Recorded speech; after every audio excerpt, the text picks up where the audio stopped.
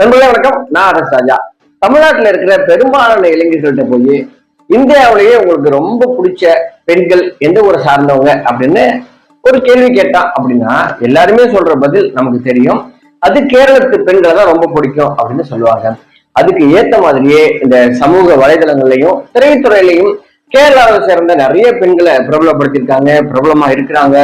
இந்த சினிமாவில், தமிழ் சினிமாவில இன்னைக்கு கோல வச்சுட்டு இருக்கிற நயன்தாரா வரைக்கும் கேரளாவில் சேர்ந்தவங்க. ஆனா இந்த கேரளத்து பெண்களுடைய வரலாறு இவ்வளவு அழகா இருந்ததா அப்படின்னு நம்ம இந்த வரலாறு திரும்பி பார்த்தோம் அப்படின்னா, கேரள பெண்களுடைய வரலாறு அப்படிங்கிறது முழுக்க முழுக்க வலிகளினாலும் கண்ணீர்னாலும் எழுதப்பட்ட ஒரு வரலாறு தான் இந்த கேரள பெண்களின் வரலாறு இருக்குது.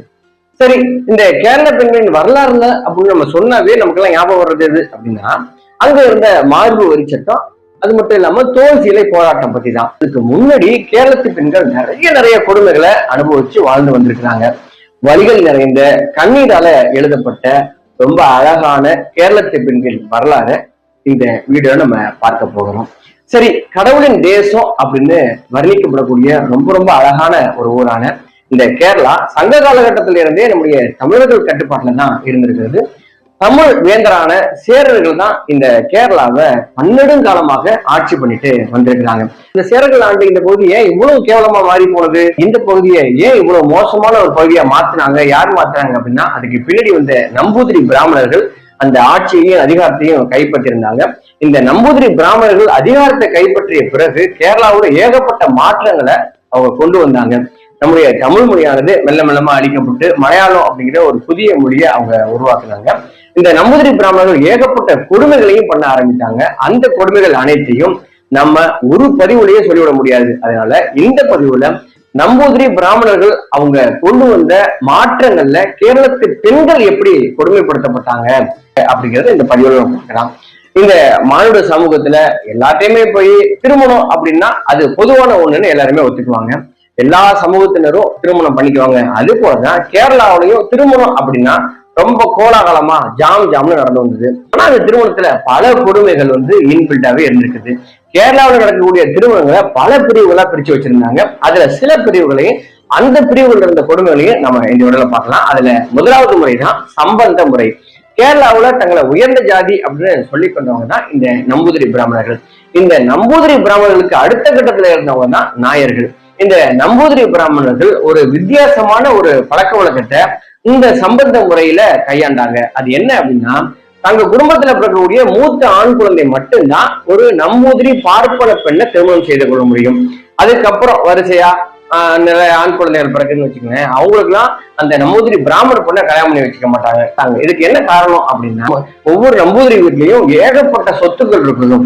அந்த சொத்து வேற யாருக்கும் போயிடக்கூடாது. வாழ்நாள் முழுக்க அல்லது பரம்பரையாக தங்கிட்ட இருக்கக்கூடிய சொத்து தங்கள்கிட்ட மட்டும்தான் இருக்கணும் அப்படிங்கிறதுக்காக இந்த ஒரு முறையை கொண்டு வந்திருக்காங்க. அது இப்பயும் கூட இருக்குது. இதுல என்ன இவ்வளவு பெரிய கொடூரம் இருக்கு அப்படின்னு கேட்டீங்கன்னா, இந்த சம்பந்த முறைப்படி நம்பூதிரி குடும்பத்தில் இருக்கக்கூடிய மூத்த ஆண்கள் மட்டும்தான் நம்பூதிரி பார்ப்பன பொண்ணை திருமணம் செய்து கொள்ள முடியுங்கிறதுல மட்டும்தான் ஒரு ட்விஸ்டே வச்சிருந்தாங்க. அதுக்கு பின்னாடி ஆண் குழந்தைகள் எல்லாருமே வேற சமூகத்துல, அதாவது குறிப்பா நாயர் சமூகத்துல இருந்து தான் பெண் எடுத்துக்குவாங்க. நமக்கு எல்லாருமே தோணும், இது நல்லது தானே, கலப்பு திருமணம் அப்பயே பண்ணி வச்சிருக்காங்க, ரொம்ப மாடர்னா இருந்திருக்காங்க அப்படின்னு உங்களுக்கு எல்லாம் தோணும். ஏன்னா எனக்கு அது மாதிரி தோணுச்சு. அதுல இருந்த கொடுமை என்ன அப்படின்னா, இந்த நம்பூதிரிகள் நாயர் சமூகத்து பெண்களை நைட்டுக்கு மட்டும்தான், அதாவது காமத்துக்கு மட்டும்தான் பயன்படுத்திருக்காங்க. நைட்லாம் ஜாலியா இருந்துட்டு பகல்ல அவங்கள பார்த்தாவே ஐயோ தீட்டு, இவங்களுக்கு தொடக்கூட கூடாது, பார்க்க கூட கூடாதுங்கிற அளவுக்கு அவங்க கொடுமைப்படுத்தி இருக்காங்கன்னா அவங்க பண்ணி வச்சிருக்கிற ட்விஸ்ட் எல்லாம் நமக்கு கொஞ்சம் கொஞ்சமா தெரிய வருது இல்லையா? இந்த நம்பூதிரி குடும்பத்துல பிறந்த மூத்த ஆணும் பிற நாயர் சமூகத்தை சேர்ந்த பெண்கள் எத்தனை பேர்ட்ட வேணாலும் உறவு வச்சுக்கிட்டு ஜாலியா இருக்கலாம். ஆனா வாரிசு அப்படின்னா நம்பூதிரி பிராமண பொண்ணுக்கு மட்டும்தான் அவங்க கொடுக்க முடியும். அதை தான் அவங்க ஒத்துக்குவாங்கிறத அவங்க பின்பற்றி இருந்தாங்க. இப்படி ஒரு கேவலமான முறையை அவங்க ஃபாலோ பண்ணிட்டு இருந்தாங்க. ஆனாலும் நாயர்கள் அவங்களும் எப்படி பார்த்து வந்தாங்கன்னா, நாயர்களை பொறுத்த வரைக்கும் அவங்க உறவு முறை அப்படிங்கிறது பெண் வெளி உறவு முறை. இதனால ஒரு பொண்ணு நம்பூதிரி ஆண் கூட இருந்துட்டாங்க அப்படின்னா கடைசி வரைக்கும் அவங்க கூட மட்டும்தான் இருக்கணும். ஏறக்குறைய ஒரு அடிமை மாதிரி நாயர் சமூகம் இவங்களை கொடுமையா வச்சு செஞ்சிருந்திருக்காங்க இந்த பெண்களை அப்படிங்கிறத நம்ம தெரிஞ்சுக்கலாம். கேரளாவில இருந்த 2வது முறை அப்படின்னா மருமக்கள் தாய முறை. இந்த முறையை பின்பற்றினவங்க யாரு அப்படின்னா கேரளாவில இருந்த அம்பலவாசி மற்றும் நாயர் சமூகத்தினர். இந்த முறையில, இந்த மருமக்கள் தாய முறையில பொறுத்த வரைக்கும் ஒரு குடும்பத்துல பல பேர் இருந்தாங்கன்னா அந்த குடும்பத்துல இருந்த அந்த மூத்த ஆண் மகனுக்கு மட்டும்தான் அந்த சொத்துல உரிமை இருக்குது.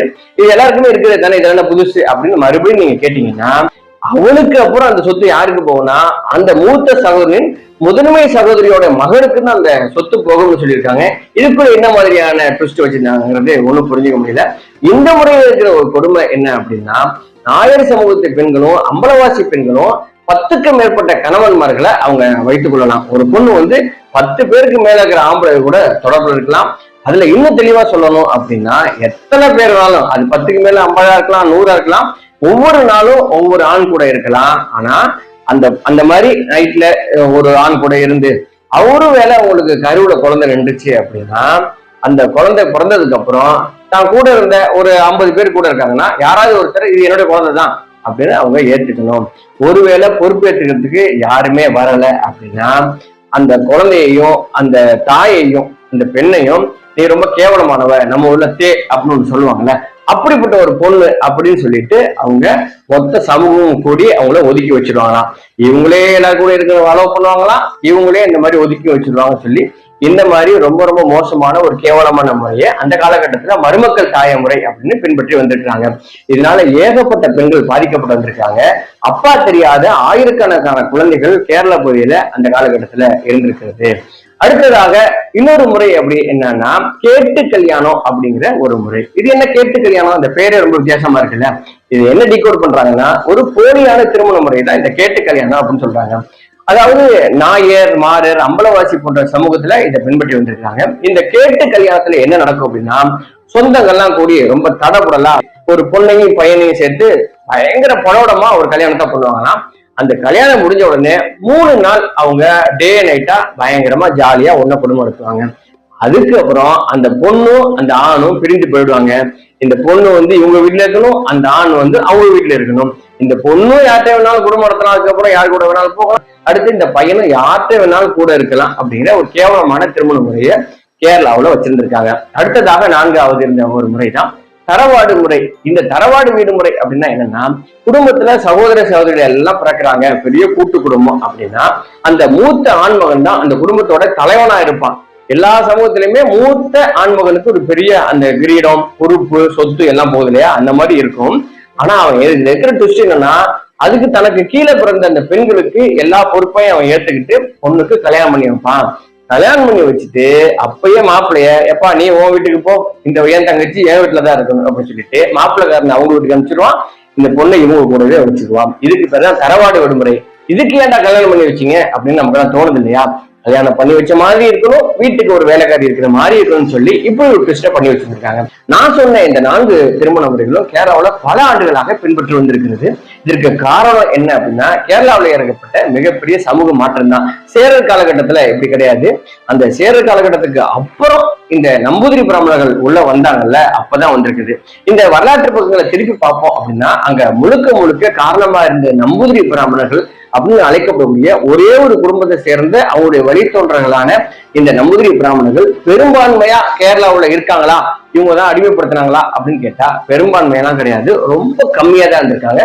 இவங்க வட இந்தியாவில இருந்து அரபிக்கடல் ஓரமா களப்பிரர் ஆட்சி காலத்துல தென் தமிழகத்திற்கு வந்த இந்த நம்பூதிரி பிராமணர்கள் களப்பிரர் ஆட்சி காலத்துல கொஞ்சம் கொஞ்சமா டாமினேட் பண்ணி நான் பெரிய ஆளா அவங்க காட்டிக்கிட்டு, அது மூலமா அந்த அரசர்கள்லாம் நிறைய இடங்களை உங்களுக்கு தானமா கொடுத்து தயவு செஞ்சு எங்க ஊர்ல இருக்கு அப்படின்னு குடிய வச்சிருக்காங்க. அப்படி குடியேற்றப்பட்டவர்கள் கொஞ்சம் கொஞ்சமா அந்த இடத்தையே ஆக்கிரமிப்பு பண்ணி கேரளாவுல மைய அரசா இருந்த சேர மன்னர்களை வீழ்த்தி விட்டு இவங்க ஆட்சியையும் அதிகாரத்தையும் பிடித்திருக்கிறாங்க. இது மட்டும் இல்லாம இந்த நம்பூதிரி பிராமணர்கள் கொஞ்சம் கொஞ்சமா பலர் ரொம்ப அந்தஸ்துல வளர்ந்து கல்வி கூடங்கள் வச்சிருந்திருக்காங்க. அந்த கல்வி நிலையங்கள்ல ஆயுத பயிற்சியும் வழங்கப்பட்டிருக்குது. இந்த கல்வி நிலையங்கள்ல யாரு கல்வி கற்கலாம் அப்படின்னா, நீங்க நினைக்கிற மாதிரிதான் குறிப்பா பிராமணர்கள் மட்டும்தான் அங்க படிக்க முடியும், வேற எந்த சமூகத்துக்கும் அங்க பர்மிஷன் கிடையாது. இந்த நம்பூதிரி பிராமணர்கள் ராஜராஜ சோழனுடைய ஆட்சி காலகட்டத்தில் இருந்த மிக முக்கியமான ஒரு போரான அவருடைய முதல் போரான காந்தலூர் சாலை போர். இந்த காந்தலூர் சாலை அப்படிங்கிறது நம்பூதிரியோட காலகட்டத்துல நம்பூதிரிகளின் கூடாரமாக இருந்தது அப்படின்னு சொல்றாங்க. ராஜராஜ சோழன் இந்த நம்பூதிரிகள் மீது படையெடுத்து சென்று அவங்களை வீழ்த்தி விட்டு தன்னுடைய கட்டுப்பாட்டுக்கு கொண்டு வந்திருக்கிறாரு. பிராமணர்கள் அப்படின்னாவே கையில மணியாட்டிக்கிட்டு ரொம்ப சாஃப்டா சாமி கும்பிட்டுட்டு இருப்பாங்க அப்படின்னு நினைச்சிட்டு இருந்த அந்த காலகட்டத்துல ஒரு கல்விக்கூடம் வச்சு அதுல வாளோடு போரிடக்கூடிய பயிற்சி எல்லாம் கொடுத்து வாளோடு அலைந்தவர்கள், கத்தியோடு அலைந்தவர்கள் இந்த நம்பூதிரி பார்ப்பனர்கள். இவங்கதான் பிற்காலத்துல பெண்களுக்கு எதிராக நிறைய கொடுமைகளை செஞ்சு அவங்களை கண்ட்ரோல வச்சுக்கிட்டு பயங்கரமா அவங்க வாழ்ந்திருக்கிறாங்க அப்படின்னு சொல்லப்படுது. இப்படிதான் இன்னைக்கு கேரளானவே கடவுளின் தேசம், பெண்கள் அழகா இருப்பாங்க அப்படின்னு நம்ம சொல்லிட்டு இருக்கோம் இல்லையா. இதுக்கு பின்னாடி இந்த பெண்களுக்கு பின்னாடி இந்த அழகுக்கு பின்னாடி பயங்கரமான ஒரு வழி நிறைந்த கதை இருக்கு அப்படிங்கிறத தெரிஞ்சுக்கிறதுக்கு தான் இந்த பதிவு. இப்படி அதாவது நிறைய கொடுமையான திருமண முறையில ஒரு 4 மட்டும் இந்த பதிவுல நான் சொல்லியிருக்கேன். இதை குறித்து உங்களுடைய கருத்துக்கள் என்ன, இதை தாண்டி இதை சம்பந்தமா நீங்க என்ன நினைக்கிறீங்க அப்படிங்கிற விஷயத்த கமெண்ட்ல நீங்க தெரியப்படுத்துங்க. மேலும் தொடர்ச்சியாக இந்த மாதிரி வரலாற்று தகவல் மூலமாக நாம இணைந்திருப்போம். நன்றி, வணக்கம்.